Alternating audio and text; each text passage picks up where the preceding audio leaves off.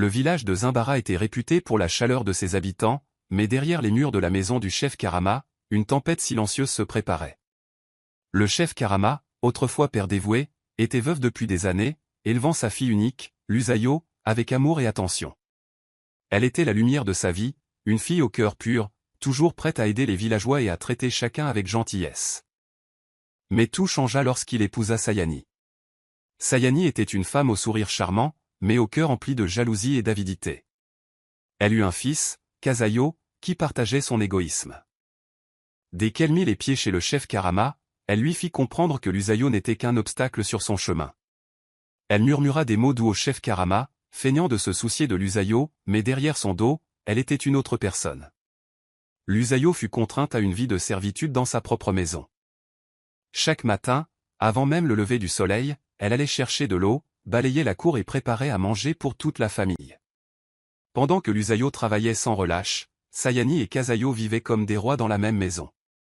Sayani s'asseyait sur un tabouret rembourré et dégustait les meilleures portions des plats préparés par Lusayo, tandis que Kazayo se prélassait en se moquant de ses moindres faits et gestes. Kazayo, bien que de quelques années seulement plus âgé que Lusayo, avait hérité de la cruauté de sa mère. Il voyait la beauté de Lusayo, sa grâce et l'admiration que les villageois lui portaient, et cela le remplissait d'envie. Contrairement à lui, elle était aimée. Contrairement à lui, elle était respectée, ce qui la rendait encore plus haïe. Chaque fois que Lusayo essayait de s'asseoir avec la famille, Sayani ricanait. Une servante n'a pas sa place à cette table. Le chef Karama, bien que troublé, resta silencieux. Sayani l'avait convaincu que Lusayo devait s'endurcir pour ne pas devenir faible. Alors, Lusayo endura, ravalant sa douleur, cachant ses larmes et persévérant chaque jour avec l'espoir que les choses changeraient un jour. Mais les choses ne changèrent pas. Elles empirèrent. Kazayo prit plaisir à rendre la vie de Lusayo misérable. Il renversait de l'eau par terre et la blâmait, ce qui amenait Sayani à la punir sévèrement. Il volait de la nourriture et racontait à sa mère que Lusayo avait mangé plus que sa part, et elle se couchait affamée. Chaque instant passé dans cette maison lui rappelait qu'elle n'était plus considérée comme la fille du chef, mais comme une servante indésirable. Les villageois commencèrent à remarquer le changement. Pourquoi la fille du chef ressemblait-elle à une mendiante? Murmurèrent-ils. Le sourire autrefois radieux de Lusayo s'effaça, ses vêtements s'usèrent et la lueur de ses yeux s'éteignit. Mais elle ne s'est jamais plainte. Malgré la douleur qu'elle endurait, elle refusait de laisser la cruauté changer son cœur. Elle ignorait que le pire était encore à venir. Kazayo ne se contentait pas de lui rendre la vie difficile. Il voulait la briser complètement. Il prépara donc l'acte le plus humiliant qui soit. Un événement qui allait changer la vie de Lusayo à jamais. La haine de Kazayo pour Lusayo ne fit que grandir avec le temps. Malgré tous ses efforts pour la briser, elle resta gentille, gracieuse et forte. Cela le rendait furieux. Même si elle était traitée comme une servante, les villageois l'admiraient toujours. Ils parlaient de sa beauté, de sa douceur et de sa résilience. Cette fille est spéciale, disait-on. Elle porte en elle l'esprit de sa mère. Chaque compliment qu'elle recevait était comme un coup de poignard dans le cœur de Kazayo. Il était désormais le fils du chef, et pourtant personne ne le regardait avec la même admiration. Au contraire, on murmurait à son sujet son arrogance, sa cruauté et sa différence avec son père. Lusayo, malgré tout, restait celui que l'on respectait.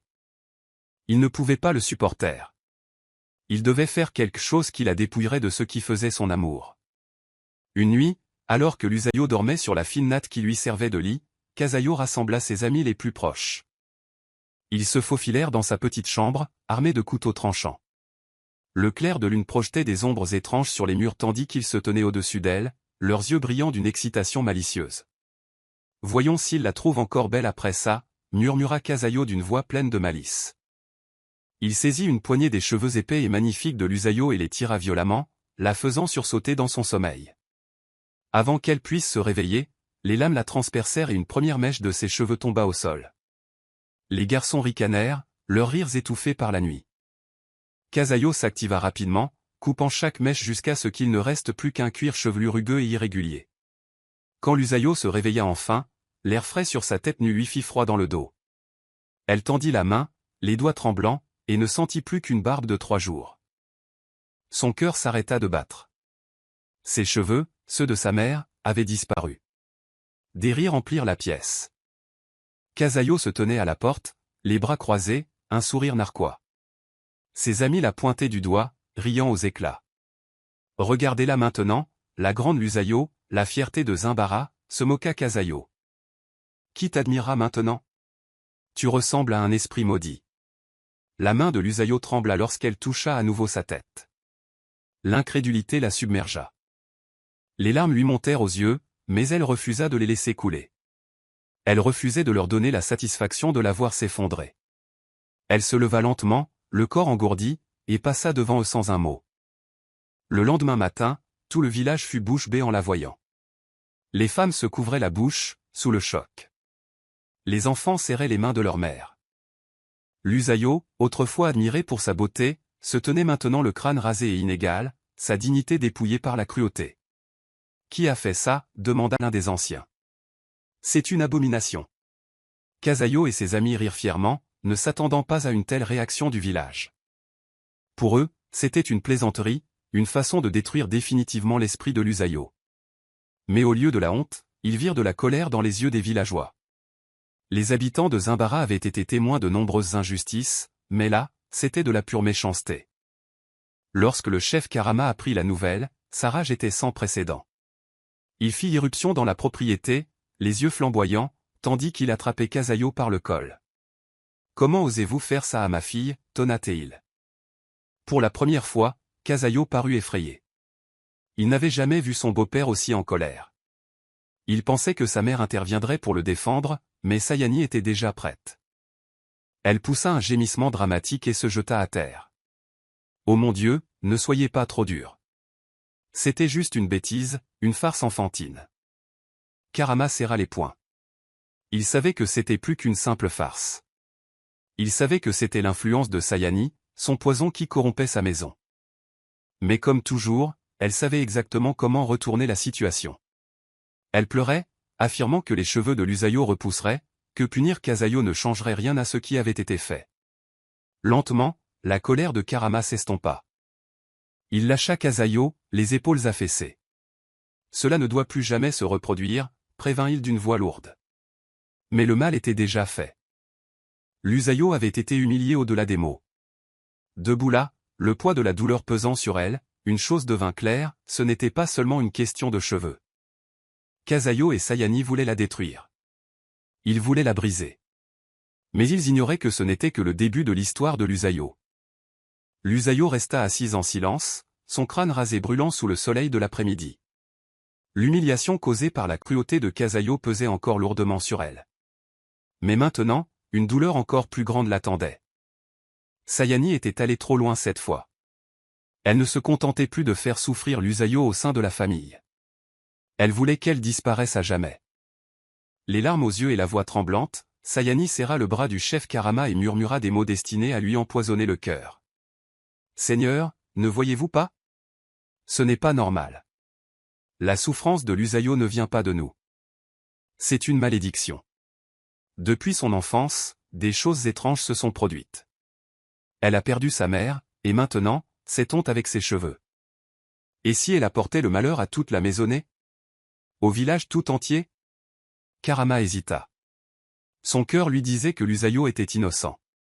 Mais les paroles de Sayani enveloppaient son esprit comme un brouillard sombre. Son peuple craignait les malédictions.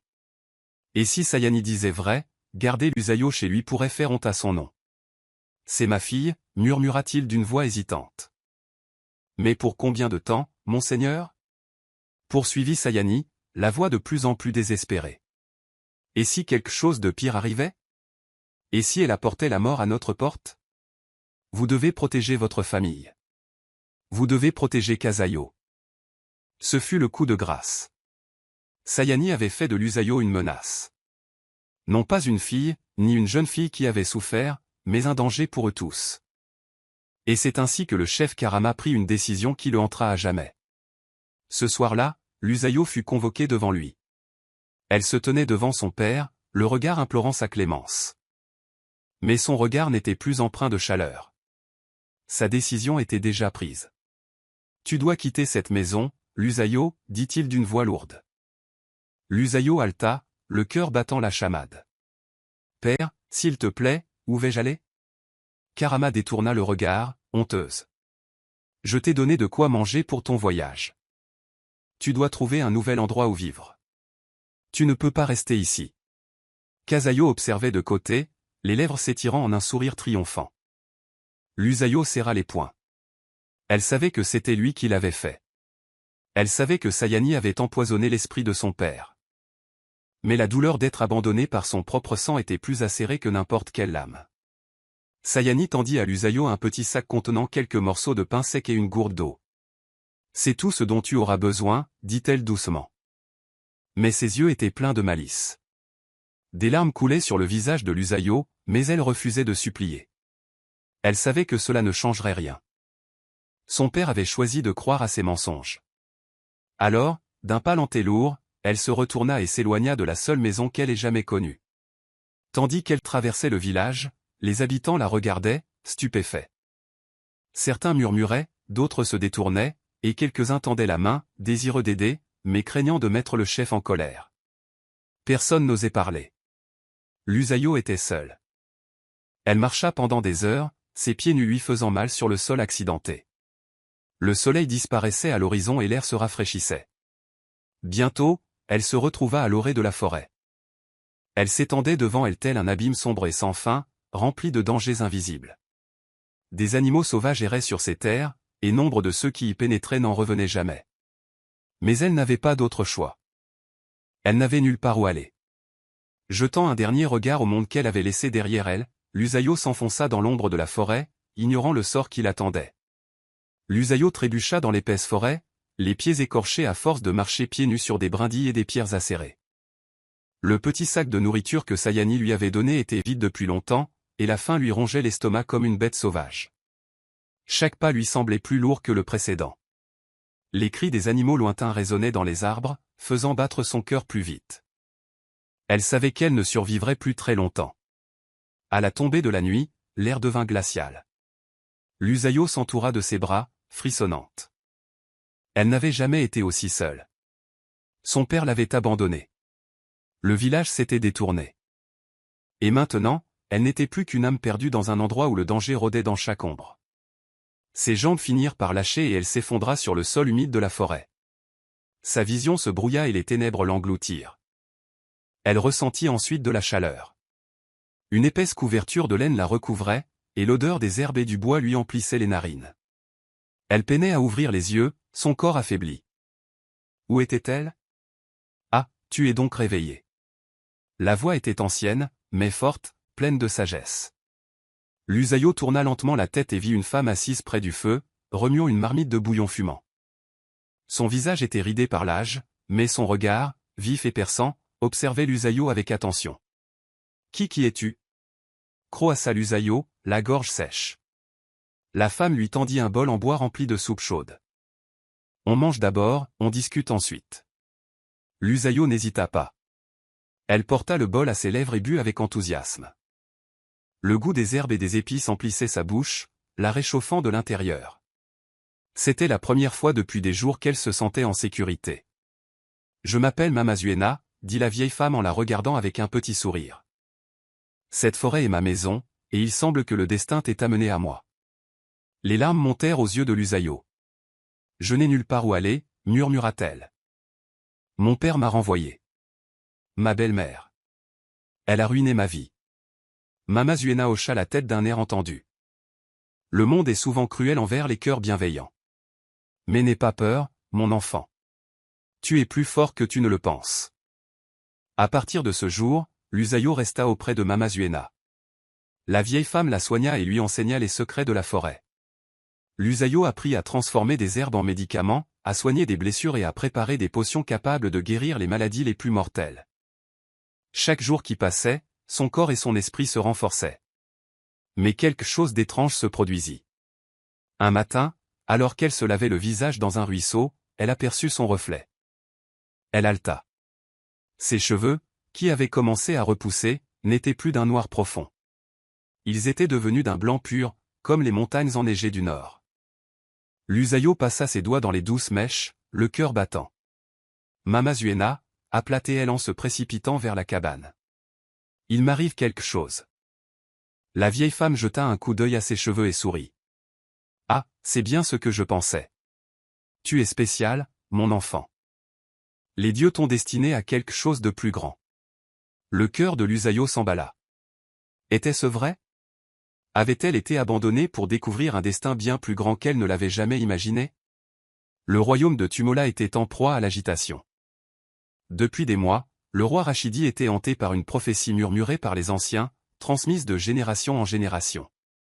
Une fille aux cheveux embrassés par la lune apporterait la fortune au royaume. Les sages du pays avaient exploré la lignée royale, mais aucune fille de ce genre n'existait au palais. Le roi savait que si la prophétie était vraie, elle devait se trouver quelque part au-delà des murs du palais. Déterminé à trouver celle qui allait changer le destin du royaume, le roi Rachidi fit appel à son messager le plus fidèle, Kulma. Cherchez partout, ordonna le roi. Amenez-moi la fille de la prophétie, où qu'elle soit. Kulma se mit immédiatement en route, voyageant de village en village, posant des questions, à la recherche du moindre signe d'une fille à la chevelure unique. Les jours se transformèrent en semaines, et pourtant, toujours aucune trace de la mystérieuse jeune fille. Certains se moquèrent de la prophétie, la considérant comme une simple vieille histoire. D'autres affirmèrent qu'une telle fille ne pouvait exister. Mais Kulma refusa d'abandonner. Puis, un soir, alors qu'il se reposait dans le village de Zimbara, il entendit une conversation qui lui fit battre le cœur. Un groupe de femmes chuchotait au sujet d'un acte de cruauté terrible survenu récemment. On lui a rasé la tête pendant son sommeil, murmura l'une d'elles. Son propre demi-frère l'a fait, juste pour l'humilier. Et puis ils l'ont chassé, a ajouté un autre. C'était une belle fille, gentille et travailleuse, mais ils l'ont traitée comme une moins que rien. Kulma s'éveilla. Qui est cette fille? Demanda-t-il d'un ton pressant. Les femmes hésitèrent, mais l'une d'elles finit par parler. Elle s'appelait l'Usayo, mais elle avait disparu, perdue dans la forêt. Une fille rejetée, une fille victime d'injustice. Kulma savait que ce n'était pas une coïncidence. Sa mission ne consistait plus seulement à suivre une prophétie. Il s'agissait de retrouver une jeune fille qui avait été lésée et de lui donner une chance de réaliser sa véritable destinée. Sans perdre une seconde, Kulma se lança vers la forêt sombre et dangereuse, le cœur battant la chamade. Quelque part au-delà de ces arbres, cachés du monde, se trouvait la fille qui allait tout changer.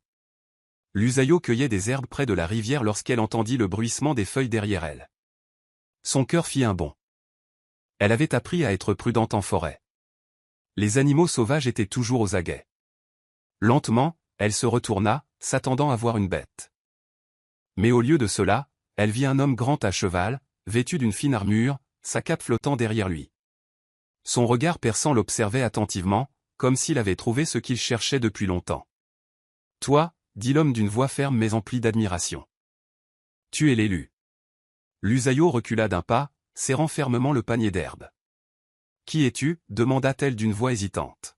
« Je suis Kulma, messager royal du roi Rachidi de Tumula, dit-il, et je te cherche. » L'Usayo fronça les sourcils. « Moi? Pourquoi un roi enverrait-il quelqu'un me chercher ?» Kulma descendit de cheval et s'approcha. « À cause de la prophétie, dit-il, les dieux parlèrent d'une jeune fille aux cheveux embrassés par la lune, celle qui apporterait fortune et grandeur au royaume. » Il regarda les longs cheveux d'un blanc immaculé de l'Usayo, brillant au soleil. « Et tu es cette jeune fille ?» Le cœur de l'Usayo battait fort. Elle avait toujours été traitée comme un fardeau, comme une personne indigne. Et maintenant, un messager du roi se tenait devant elle, lui annonçant qu'elle avait été choisie par le destin lui-même. Ce devait être une erreur, murmura-t-elle. Mama Zuena s'avança et posa une main douce sur l'épaule de l'Usayo. Le destin ne fait pas d'erreur, mon enfant, dit-elle. Tu étais destiné à quelque chose de plus grand que la douleur que tu as endurée. L'Usayo regarda tour à tour Mama Zuena et Kulma, le doute obscurcissant encore son esprit. Mais au fond d'elle, une lueur d'espoir s'alluma. C'était peut-être la raison de toutes ces souffrances. Peut-être avait-elle été chassée pour trouver sa véritable destinée. Après avoir dit au revoir en larmes à Mama Zuena, l'Usayo monta sur le cheval de Kulma et ils commencèrent le voyage vers Tumula. Le voyage fut long, mais son cœur était léger. Pour la première fois de sa vie, elle se dirigeait vers ce qui ressemblait à un nouveau départ. Lorsqu'ils arrivèrent au grand palais, l'Usayo fut bouleversé. Les portes dorées se dressaient fièrement, gardée par des soldats en armure rutilante. Des serviteurs vêtus de soie fine se pressaient, et les rembaumaient les fleurs et les épices exotiques. Cela ne ressemblait en rien à la vie qu'elle avait connue. Dès qu'elle pénétra dans la salle du trône, tous les regards se tournèrent vers elle. Le roi Rachidi, homme d'une grande sagesse et d'un grand pouvoir, se leva de son trône d'or. Ses yeux s'écarquillèrent en contemplant les cheveux blancs et éclatants de l'Usayo. La prophétie, murmura-t-il. C'est vrai. Il s'avança et posa une main sur son épaule. À partir de ce jour, tu n'es plus une paria, déclara-t-il. Tu es l'un des nôtres. Tu seras traité avec honneur et formé au leadership, car tu as une grande mission dans ce royaume. L'Usayo en eut le souffle coupé. Pendant si longtemps, elle n'avait été qu'une simple servante dans sa propre maison. Une jeune fille rejetée comme si elle ne valait rien. Mais maintenant, debout dans un grand palais, devant un roi puissant, elle recevait quelque chose qu'elle n'avait jamais connu. Respect. Les domestiques se précipitèrent pour la parer des plus belles robes de soie, la parer de bijoux en or et préparer ses appartements dignes d'une famille royale. Mais alors même qu'elle s'émerveillait de sa nouvelle vie, une pensée la hantait. Kasayo et Sayani l'avaient rejetée, pensant qu'elle ne valait rien. Mais maintenant, elle était choisie. Et un jour, ils comprendraient à quel point ils avaient tort. Kasayo se prélassait à l'ombre d'un manguier, jetant nonchalamment de petites pierres dans la terre. Depuis que l'Usayo avait été chassé, il vivait confortablement, mangeant les meilleurs plats et ne faisant rien d'autre que profiter. Il n'avait jamais pensé à elle, jusqu'à maintenant. La nouvelle s'était répandue comme une traînée de poudre à Zimbara. La jeune fille qu'ils avaient humiliée, celle qu'ils avaient abandonnée, vivait désormais au palais de Tomola, accueillie par le roi en personne. Au début, Kasayo refusait d'y croire. Comment était-ce possible? L'Usayo n'était rien. Un serviteur. Un moins que rien. Mais les murmures continuèrent, et bientôt, même Sayani, sa mère, commença à s'agiter. Comment est-ce possible? Murmura Sayani en arpentant la maison. Cette misérable fille avait été jetée comme un déchet, et maintenant elle déambule dans le palais telle une reine. Kasayo serra les poings. C'est injuste. Si quelqu'un mérite la richesse et le pouvoir, c'est bien moi. Il frappa du poing la table en bois. Elle avait dû les piéger d'une manière ou d'une autre. Ça devait être ça. Les yeux de Sayani brillaient de calcul. Alors pourquoi n'irais-tu pas lui rappeler d'où elle vient? Elle a peut-être de nouveaux vêtements et de la richesse, mais elle est toujours la même fille stupide que nous avons contrôlée pendant des années. Kasayo eut un sourire narquois.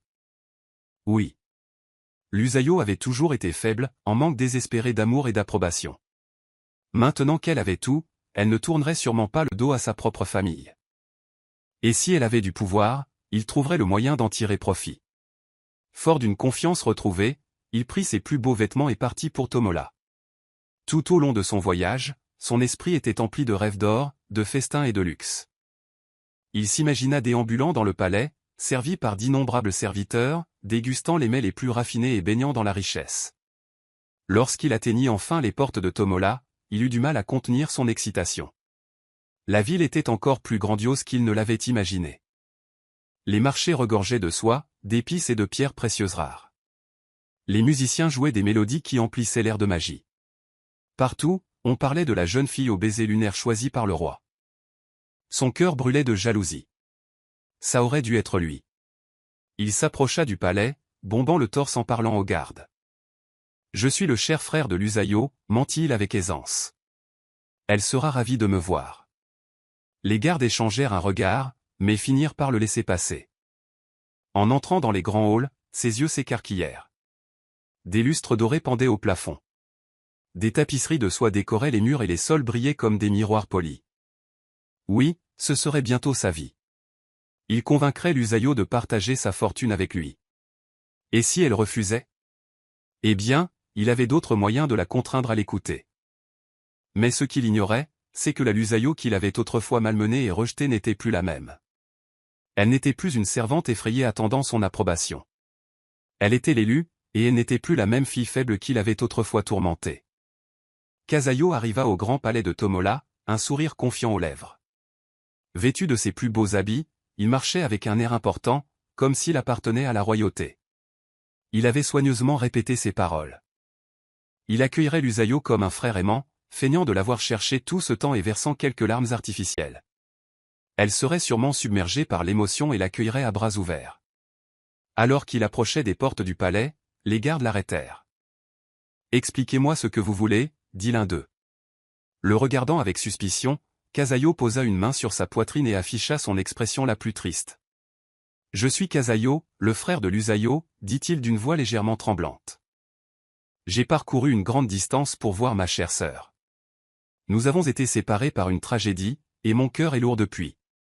S'il vous plaît, laissez-moi la voir. » Les gardes échangèrent un regard avant que l'un d'eux ne fasse signe à un messager.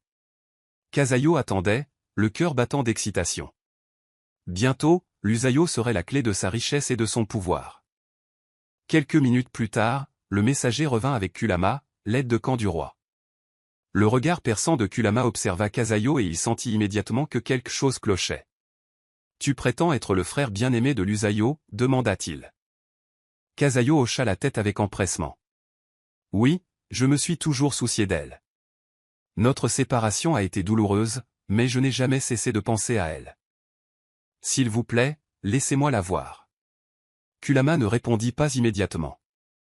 Il se tourna vers les gardes et ordonna, « Laissez-le entrer, le roi décidera. » Casaio fut conduit à travers les salles du palais, les yeux brillants d'avidité tandis qu'il admirait les décorations dorées, les fins drapés de soie et les serviteurs qui s'inclinaient respectueusement à son passage.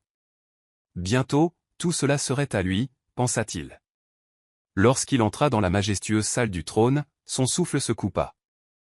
Là, assise aux côtés du puissant roi Rashidi, se tenait Lusaio, non plus la jeune fille faible qui l'avait tourmentée, mais une femme gracieuse et puissante.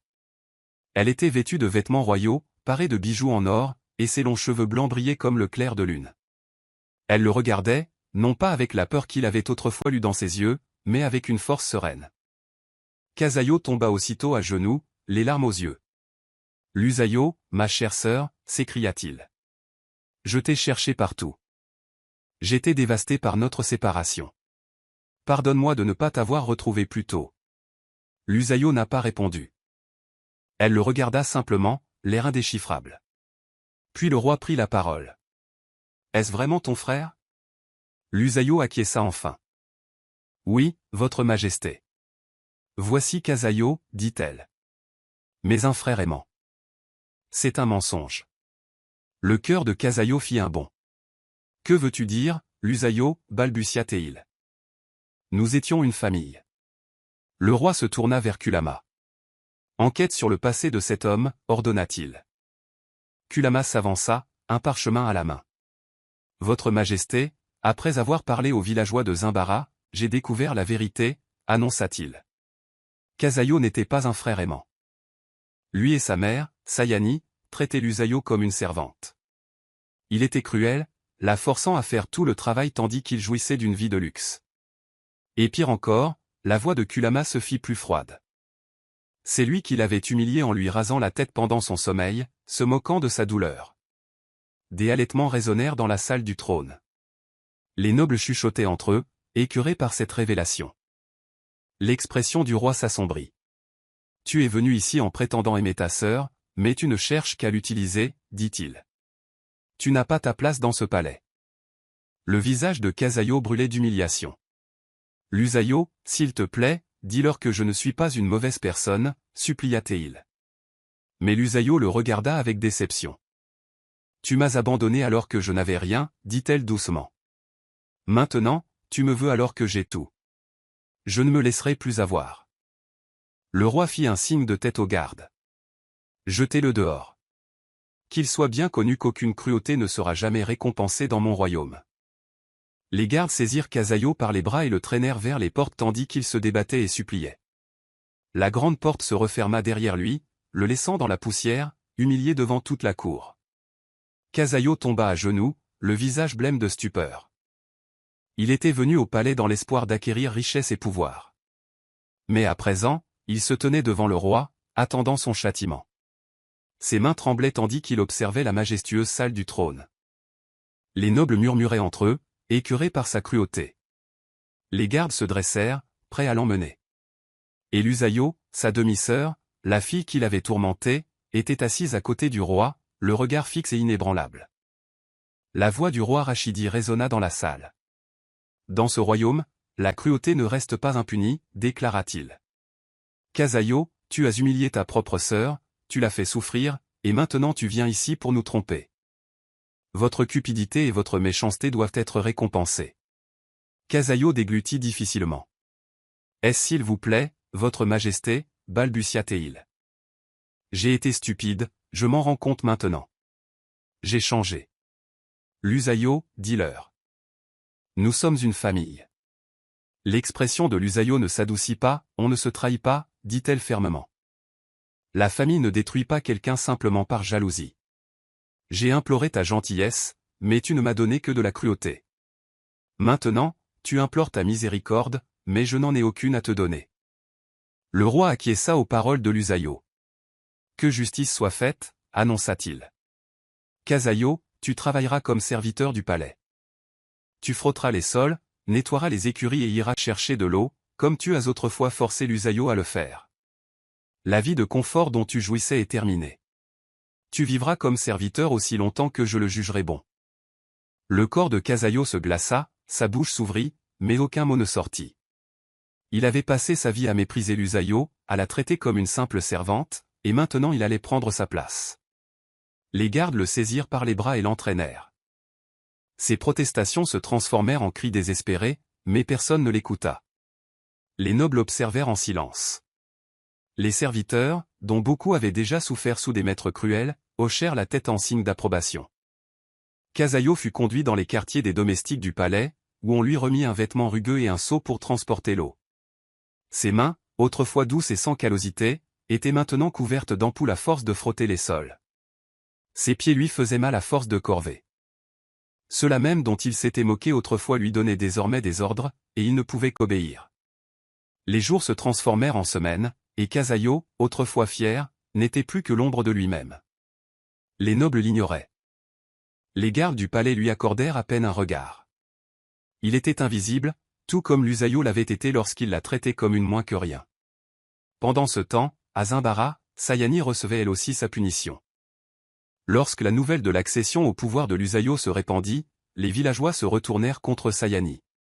Elle n'était plus l'épouse d'un chef respecté. Elle n'avait plus de pouvoir sur qui que ce soit. C'est elle qui a fait souffrir l'Usayo, murmurèrent les villageois. Elle a menti au chef Karama. Les anciens du village se sont réunis et, après mûre réflexion, ont pris leur décision. Sayani fut déchue de tout statut. Elle n'était plus la bienvenue à Zimbara. Elle partirait sans rien, pas même un endroit où dormir. Sayani hurla et implora, mais ses cris restèrent sans réponse. Ceux-là même qui la respectaient autrefois lui tournèrent le dos. Sans aucun refuge, elle erra de village en village, à la recherche d'un abri. Mais personne ne voulut l'accueillir. La femme autrefois puissante savait désormais ce que c'était que d'être abandonnée, tout comme elle avait abandonné l'Usayo. Le karma était arrivé, et il avait été dur. Les grandes salles du palais étaient remplies de célébrations. Les tambours résonnaient dans l'air, les danseurs virevoltaient dans des couleurs vibrantes, et les habitants de Tomola acclamaient de joie. L'Usayo se tenait fièrement aux côtés du roi Rashidi, sa présence imposante et pleine de grâce. La jeune fille brisée, rejetée, avait disparu. À sa place se tenait une reine, une femme qui avait enduré la cruauté mais en était ressortie plus forte que jamais. Le roi Rashidi lui prit la main d'une voix ferme mais chaleureuse. L'Usayo, ton cœur est pur et ta sagesse incomparable.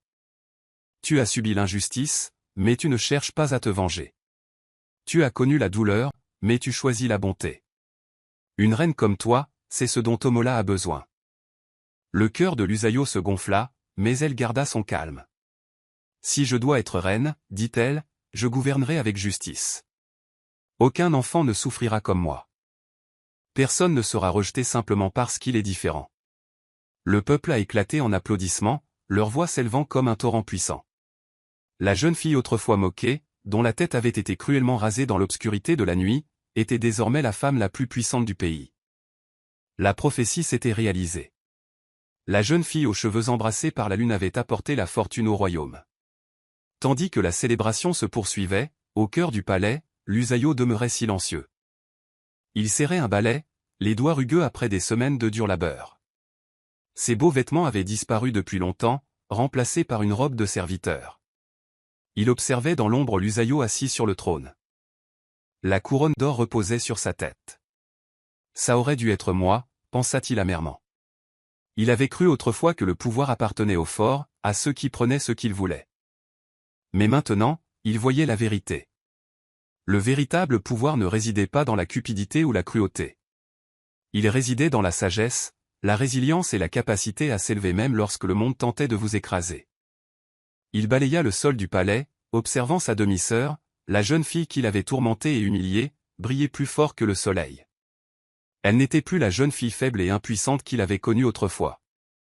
Elle était la reine Lusayo, et il passerait le reste de ses jours à servir celle-là même qu'il avait autrefois tenté de détruire. Ainsi, tandis que Lusayo gouvernait avec bonté et justice, Kasayo dut vivre avec les conséquences de sa cruauté. Le palais lui appartenait désormais. Le peuple acclamait son nom. Et tandis qu'il baissait les yeux vers le sol froid et poli, il réalisa qu'il n'était plus qu'une ombre oubliée dans le royaume qu'elle dirigeait désormais. La vie a le don de transformer la douleur en pouvoir. L'Usayo fut autrefois brisée, humiliée et rejetée comme si elle n'était rien. Mais le destin avait de plus grands projets. La jeune fille qu'il tentait de détruire devint celle qu'ils ne purent vaincre. Elle surmonta la cruauté, transforma sa souffrance en force et prouva que la bonté surpassera toujours le mal. Mais qu'en est-il de Kasayo? Il se croyait puissant en riant de la douleur de l'Usayo. Il pensait avoir gagné en lui rasant la tête et en lui volant sa dignité. Mais au final, c'est lui qui s'est retrouvé sans rien. Maintenant, tandis qu'il balait les sols du palais, il observe la sœur qu'il a autrefois tourmentée, assise sur le trône, régnant avec sagesse et grâce. Tel est le pouvoir du karma. Ce que vous donnez au monde vous revient toujours. Si cette histoire vous a touché, si vous croyez en la justice et si vous savez que personne ne peut arrêter le destin, alors montrez-nous votre soutien. Aimez cette vidéo, partagez-la et n'oubliez pas de vous abonner à la chaîne. Votre soutien nous aide à donner vie à des histoires plus fortes. Merci d'avoir regardé.